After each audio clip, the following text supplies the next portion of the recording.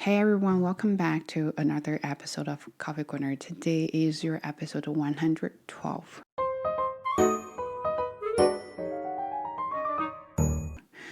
It's been really a while and I've been getting comments say where is the new episode and I feel guilty. Okay, so here is a little bit update about my life recently and what I've been doing, how I've been feeling, those kind of things, and what I've learned.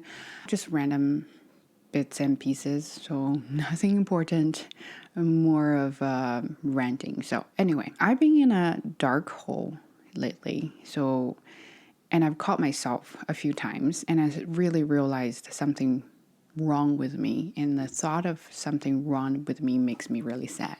So, I can give you an example. There are a couple nights I could feel myself being really sad that I couldn't help. And I told myself that don't go that way. You're going to go really deep down a dark hole that you can't drag yourself out of it there. But I couldn't help. And I was solely focused on how sad I was that moment that I couldn't even think about other things.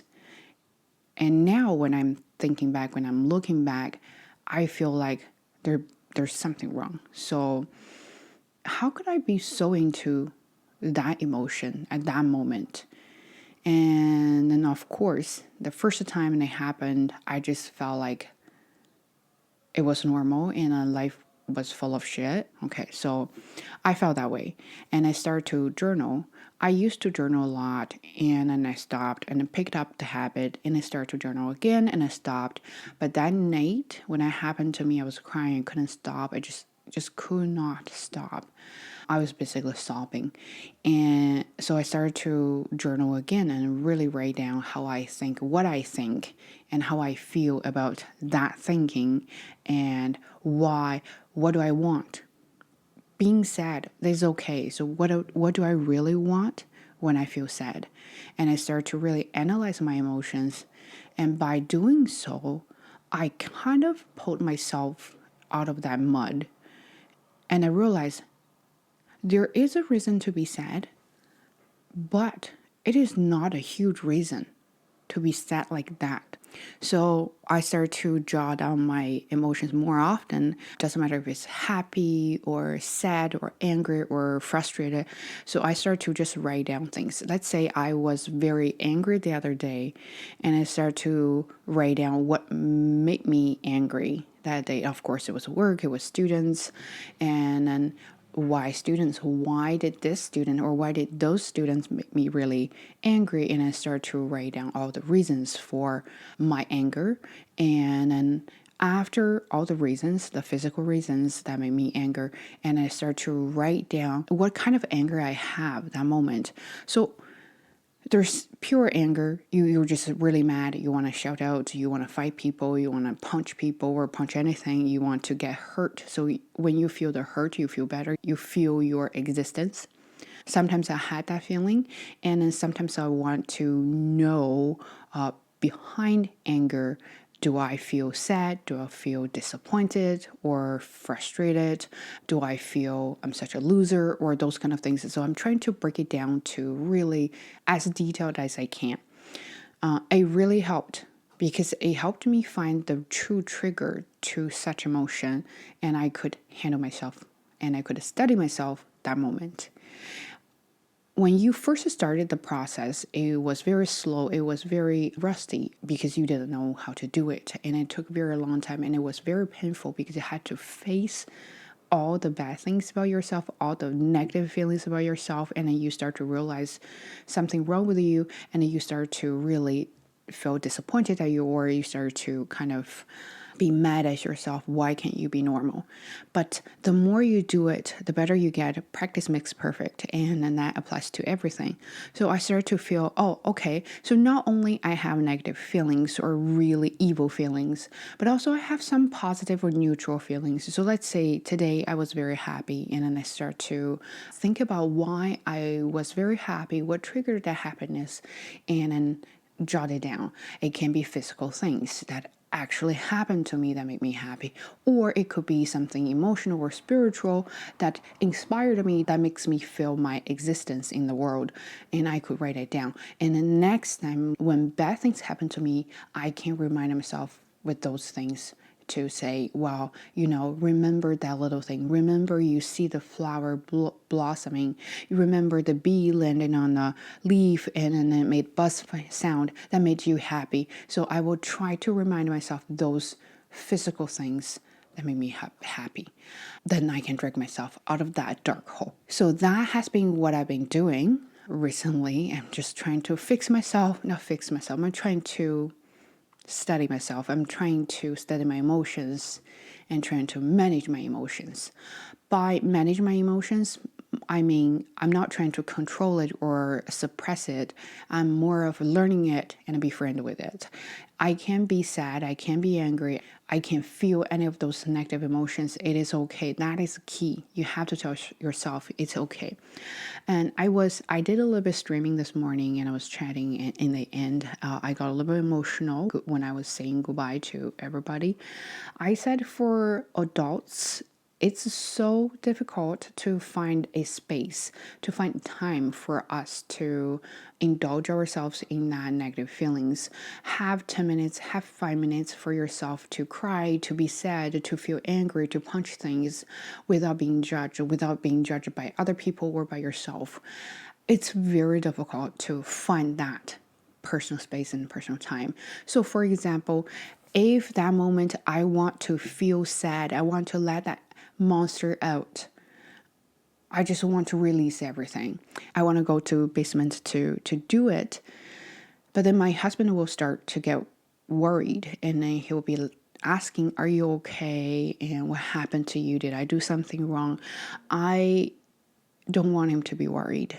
And I don't want to worry anybody. I just want that moment for myself to release all the monsters. But it is very difficult, especially when you have people around you. And then let's say if you're single, that happened to me too. If you're single, I was single for a while, for a very long time. When I had those moments, it was also very difficult to handle because then you have all the time for yourself. How can you allow yourself for a very short period of time to do this kind of things? Because you can't really put yourself in that situation and say, here you go, you got all the free time and be sad. And you will continue to be sad for a very long time and you can't really get yourself out of it. Giving yourself the personal time and space to be sad, to be angry, to be frustrated is not to let you indulge yourself in that kind of state. It's for yourself to release all the bad things out of your system and then come back and rethink about yourself, rethink about everything. If you are single, you have all the space and time, you decide you want that thing to be out forever, you give it freedom, you might lose control over it. So that is a problem. When you lose the control all of it, are you able to get it back? Are you able to get yourself back? And then that's a problem. That's when people start to feel very depressed. But anyway, so that's what I've been like. And with work, I can be very honest with you. Students are definitely from very different cultural backgrounds. And then I said, sometimes you think you have common sense, you're intelligent. And then, of course, everybody should have a common sense and be intelligent. It is for a normal person with the intelligence, with the somewhat EQ, with somewhat common sense, those people are actually really rare. You don't realize that until you spend the time with people definitely below the level. And then that's when you find out, oh, okay, so you can't treat them the way you deal with things. You're gonna make yourself very frustrated. So anyway, some of my students are not motivated. They don't want to do anything. They come, they go, no respect. In the very beginning, I wanted to help them. I wanted to pull them a little bit harder so they could continue, they could succeed, they could move on to another level and have their own life when they finish English course here. But I guess I was doing everything by myself. I was so exhausted. I feel like they might not need my help. it was just purely from me. I was pulling the string, the rope, with the one end by myself doing nothing. So I felt exhausted mentally and physically. And then after whole day teaching, I got home. Then my son woke up, and then of course I had to do baby talk. Blah blah blah, wobble wobble wobble, those kind of things. I just feel exhausted. By the time he goes to bed, I sit here. All I want is just peace and quiet. All I want is to just read my book, and then that's it. So that's why I haven't picked up a camera and a microphone to do an episode. I just don't know what to talk about. And then even today, this episode is very random, no preparation, nothing, no thoughts at all. I just wanted to say how far it could go or where it could go. So we don't know. Okay. So that's an emotion part. And the second part is how I've been dealing with the problems and the challenges in my life. I realized, I'm aware that I've improved a lot. I've been a lot of calmer when things happen to me. I feel a lot of things are not a big deal. And first thing, when you have the problem, you gotta, again, I like writing down things. You write down this thing and start to think about it, why it is a problem for you, because it must cause some pain or disadvantage or harm to you. That's why it is a problem. So you start to write down those kind of things and then think about solutions to each of the causes. And do you have solutions or you don't have solutions? So for the causes you have solution to, of course you're not going to worry about it. The only thing you should worry about is to take action and actually do it. For the causes you don't have solution to it, you're going to start to have to ask yourself, why are those feasible? Or it's hard to do it, but you can do it. It might take extra effort, and an extra effort is painful, or it's definitely just not feasible at all. You have no way to solve the problems, and what are you going to do? Are you going to leave it behind? Are you going to forget about it? Or you will come around and I think about that later. So that's what I've been practicing. I find it calm myself down. I find it very helpful when it comes to emergencies. And I'm the kind of person, I rush to do things and I want to get things done. I want to get problems solved right away. But when you rush to do things, you tend to make kind of stupid, dumb decisions, and that you will regret later on. I've learned a lot of lessons from that, doing that. And then I started to really learn my lessons. And I find it very helpful for me. Another thing that stopped me from doing the video, I blame all the books I've been reading. I mentioned this in the previous video, maybe a couple of videos ago. I was saying that in January, I started to read Lessons in Chemistry. I picked it up. It took me 3 weeks to finish that book. But that was the book that helped me pick up my reading habit. And I'm very, very happy I did so. Last year, I only read one book. I couldn't believe it, and I couldn't even remember what book I read, but I remember I read one book. So after that, I read Yellow Face, which is a bestseller, and then it's a fun read, and it's a quick read. Let's put it that way. It's very interesting, and then they get me into the reading habit a little bit deeper, which I really appreciate. I finished that book in, I think, a week and a half. So you see the patterns that I start to spend less time on reading or finishing a book. Not trying to compete, but after finishing Yellow Face, I start to feel like I need to compete because everybody finished books in a very fast speed, and I'm trying to catch up with my numbers. I want to accomplish how many books within a certain time. That has got me, and I feel like a lot of things, when you start to do it, you never thought about the goal you want to achieve. You just kind of do it, enjoy it, until you have reached a certain number. You start to think about, how am I going to achieve the goal by doing so and so. And when you can't do it, you start to feel very frustrated, and you feel like you're such a disappointment. How can you not be able to finish a book within a short period of time? So I've been like that after Yellow Face. And that's when I started to read Eleanor is Completely Fine. I was all over the place. I felt like the book was really difficult to read. And also I got a wrong version. I got a pocket-sized paperback. It was so difficult to hold and read. Anyway, so a third way in, I was like, oh God, it's a terrible book, but I got to finish that. I think I mentioned that in one of the videos before. And then halfway through, I started kind of get into it, but I still think, a lot of books you have to read halfway through and then start to realize, oh, it's such a terrible book. But I start to pick up on my pace because I wasn't thinking about finishing the book. I was thinking about how am I going to enjoy the story. I was really feeling Eleanor's feeling there. You know how the family thing always got me because it is a problem. No matter big or small, there's a little bit of influence out there and you want to learn why or how it has an impact on your emotions, on the way you deal with the things. So it has got me in that way. So I start to really read and learn and think. I made a lot of notes.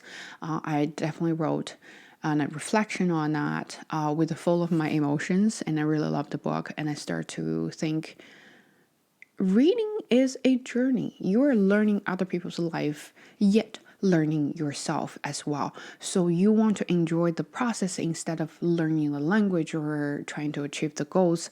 That mindset, that achieving the goal, competing with other people, that mindset will ruin everything, will ruin all the joy, all the enjoyment, everything you like. So I think that's kind of when I started to do, when my channel started to get a little bit popular, I was into that kind of cycle that I started to think about, oh, how am I going to achieve that goal? And then start to lose interest in making good videos or making good content. But now I'm back, right? So I feel like every time when I want to make a video is when I want to share things. And it's all my genuine and authentic, raw thoughts about things from my own experience. I feel I have no authority, qualification, or anything to teach anybody about anything except I have my own experience. I learn lessons from my own experience. I feel like this could be some suggestions I can give to people who are on the same path, and that might help.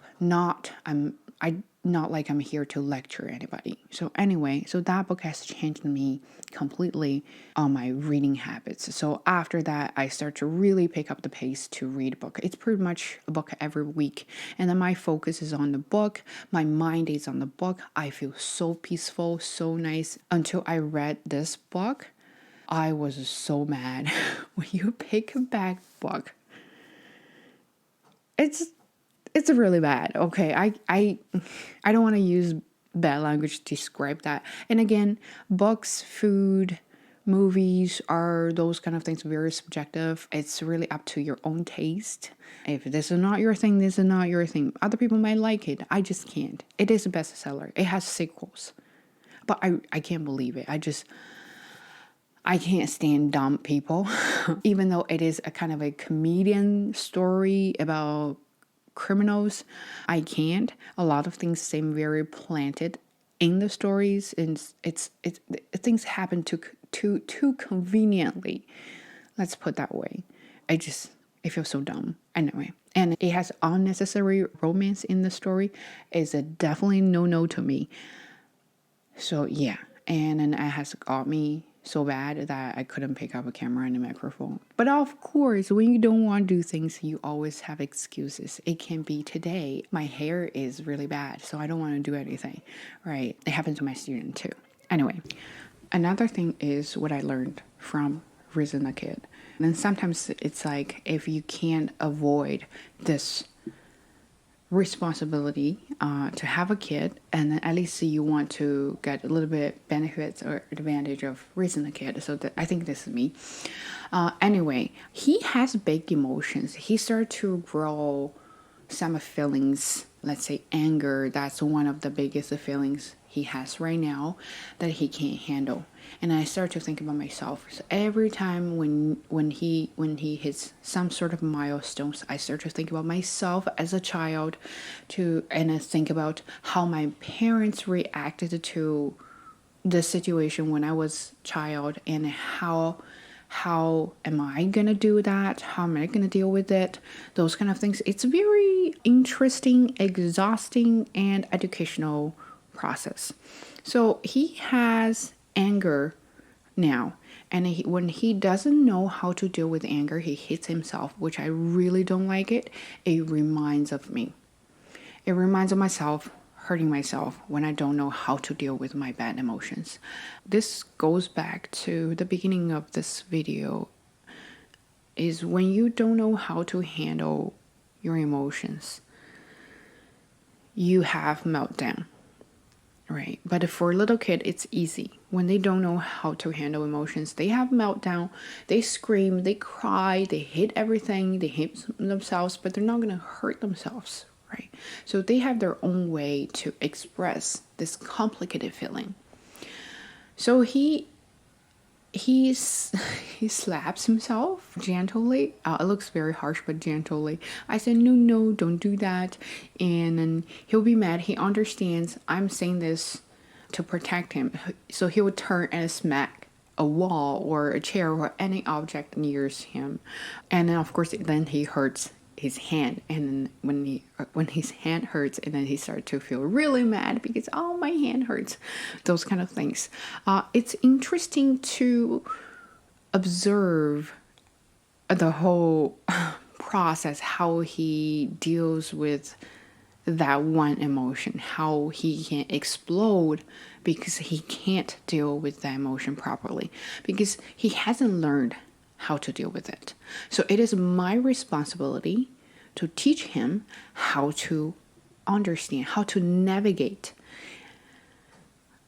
And then I start to think about this. So when I was a child, maybe at his age, when I had the terrible two or temper tantrum that moment, did my parents know what was going on or what I was going through that moment? Did they know how to properly handle the situation instead of being mad, losing patience, yelling at me? So I wonder, because there are a few times when I was short-fused because I was tired and I wanted to just say, fuck it, I don't care, you do whatever you want. I definitely had that moment, but I caught myself. And I was trying to tell myself, it is okay, nothing personal. He wasn't doing this just because of me. He just didn't know how to handle that. So telling myself that really helps me calm down and think clearly of the situation. So it has helped me a lot, not only with that situation, but with a lot of work, with problems with students, those kind of things. So I really appreciate that thinking process. I feel sometimes because we didn't learn emotions properly. I think in last video I was talking about people pleaser. We didn't learn emotions properly because we didn't have the education back then.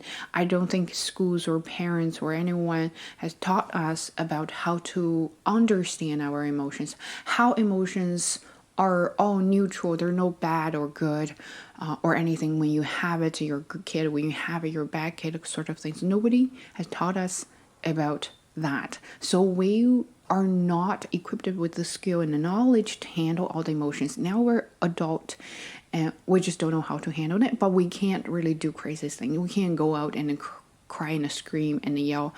We have to really hold tight onto our emotions. Then we start to have meltdown. When we have meltdown, and people have different reactions and ways to handle that. And for me, it's self-harm, right? I would punch hard to feel the pain so I could calm down. I'm really being honest with you guys. I know it's really bad, and even thinking about what I've done makes me very sad. So yeah, that's me. But I'm very happy.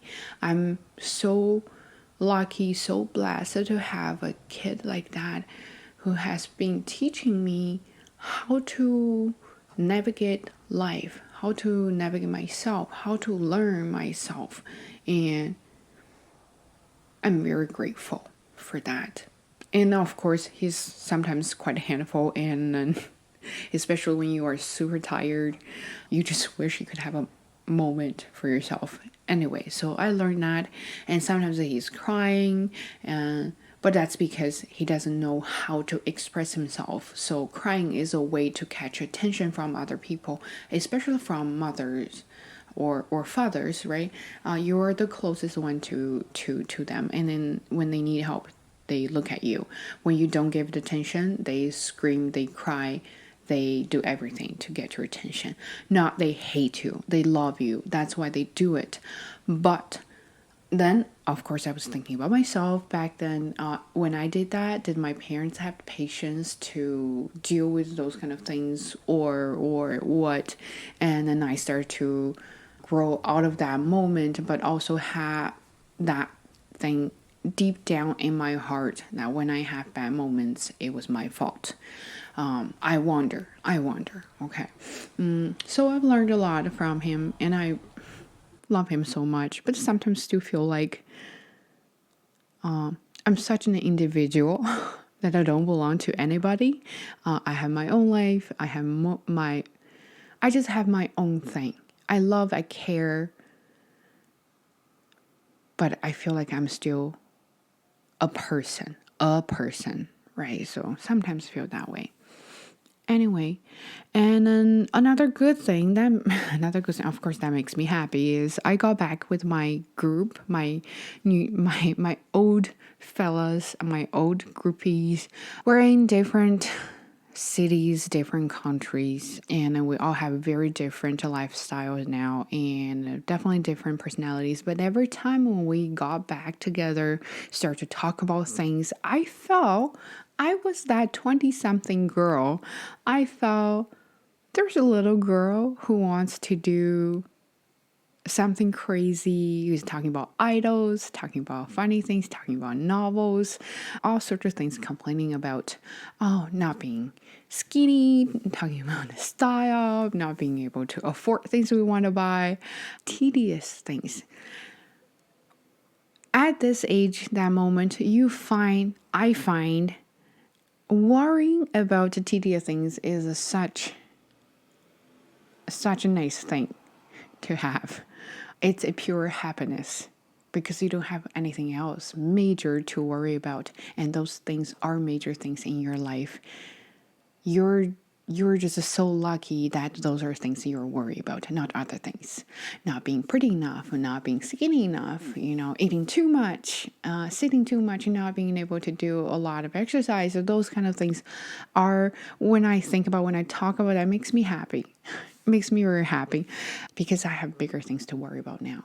So there are a few moments I need to unload my burden for a second and start to think about those tedious things, recharge, come back, and carry on. So I feel very happy. I feel lucky to have my friends out there, even though we don't really see each other, but I'm very happy we have friends. And the last thing, I promise this is the last thing. It's been very long. I thought I didn't have anything to talk about, but now it has turned to be a very long video. Last thing is eating alone at work.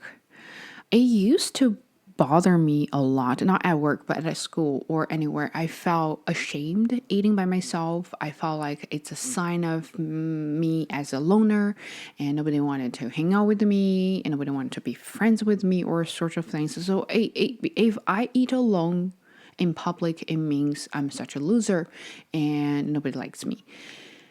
I don't know why. Okay, nobody cares. Nobody cares if you're eating alone or not. They might look at you, they might think about something in their mind, and they might say something. Nobody really cares. And now looking back, of course, you're young, I'm young, I was young, and those stupid things now are funny and precious. So I love those moments. But now eating at work, I feel very funny. I still see groupies there, and some of my colleagues are very nice. They saw me eat alone there and then came to me, say, "Hey, babe, you want to join us for lunch? And you're sitting here eating alone. Are you okay?" All sorts of things. They are very friendly. They're very caring. But I don't mind, either way, I don't mind. I can join you for lunch. If I feel it, I don't want to join you for lunch. I can say no to it. I don't feel pressure about saying either answer to them. So I made this very clear. I said, look, I've been teaching whole day. I've been talking whole day. Like it's pretty much 2.5 hours in the morning, and then you have this 30-minute lunch, and then you have another 2.5 hours. I just want to be quiet. I just want to shut up, enjoy my food, play with my phone. So that's all I want. And well, I didn't say shut up, but I explained why I need that moment for myself, because I need to recharge. I'm such an introverted person that being alone is my energy. Okay, so I need that energy. And they understand, and I'm sitting there, and then there are other people in a group that talking about things and laughing and giggling, things like I never feel awkward. I feel comfortable in my own bubble. How come I had never had that feeling before? Being comfortable with myself in any circumstances. That's a skill. That's an ability. All right. So every day, every moment, every stage, you learn something that will help you realize life is good. I'm getting positive. And I'm learning myself. I'm realizing the problems I have. That is a good thing. I'm very happy about that moment, about the lesson I've learned, about the lessons I have been learning. So anyway, hope you enjoyed this episode. Yeah, and my English is getting better. So for that matter. Anyway, so for some of you ask me about my podcast, I do have a podcast on Spotify. Just look for Biz Coffee Corner. It's there. And I also have a podcast on 2 Chinese platforms. No, oh, sorry. Spotify and Apple Podcast. Apple Podcast? Is it Apple? Yes. Okay. So it's Biz Coffee Corner and 2 on Chinese platforms. And for some reason, my last video or last podcast, I wasn't able to publish. I uploaded it like a month ago, and I wasn't being able to post it publicly. So I'm not sure what's going on. That's been holding up. So anyway, I hope they can fix it. But here I am. I'm back. And I hope you feel the same way. Anyway, take care of yourself. Don't forget to give you a few moments and a personal space to indulge yourself in any ways you want. Take care. Bye.